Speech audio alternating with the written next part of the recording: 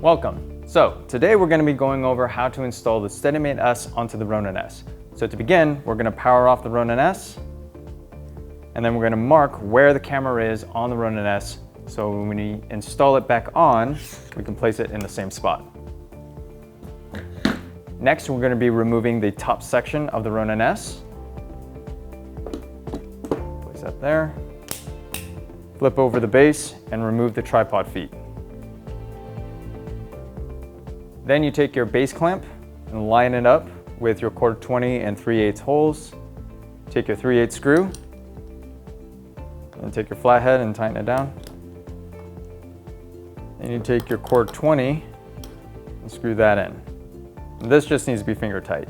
When installing on other gimbals, you may find that it only has one 1/4-20. If that's the case, then you can take your base plate, line that up with the front of the gimbal, and then just use your 1/4-20 riser and then tighten that down.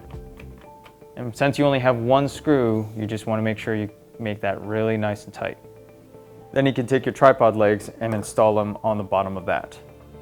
Next, take your steel rods and place them in the base clamp. Line them up and then tighten them down. Now this is 15mm lightweight spacing, so if you have an accessory for that, you can use it. Next, you take your 1/2 pound weights and place one on each end of the steel rods.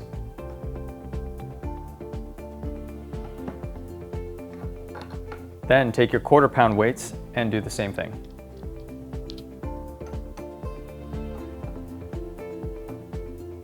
All right, so now we're going to flip it over and install the top of the Ronin S back on top. Next, we're going to be installing the inner collar onto the Ronin S.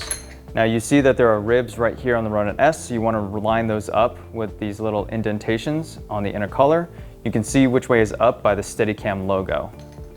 So you insert those right there. Other stabilizers will require the included clamp adapter pads to ensure a tight fit. The pads make contact inside the lower half of the clamp. Make sure the adapter pads don't impinge on the pan motor. And you begin by inserting each of the Allen screws into 4 of those holes. When placing these screws in, just get them snug to begin with. So now you're going to crisscross tighten the screws on the inner collar, and you're just going to start on the bottom ones. So you start from here, and then on this side on the bottom. And then you do the top ones, finger tight. Then we'll go back and tighten each of the screws again with enough torque to keep it from moving. Next, we're going to be installing the outer clamp of the SteadyMate S. So take your outer clamp, first half, and place the bushing inside of it. Take your other half, do the same thing. And you take these 2 halves and place it in the groove of the inner clamp. Then you take your Allen screws, place them in there, and then just get them started, and then we'll go back and fully tighten them. Now when you tighten those down, it should spin freely, and you may notice there's a little bit of play here, but that's completely normal because once it's under load, that play won't be there. Next, we're going to install the gimbal yoke. So you can see where you have a small screw on the outer clamp.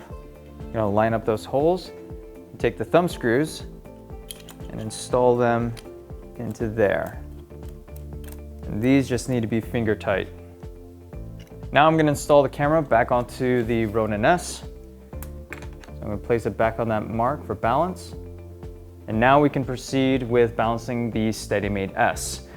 Check out our other videos on our YouTube and our next video on how to balance the SteadyMate S.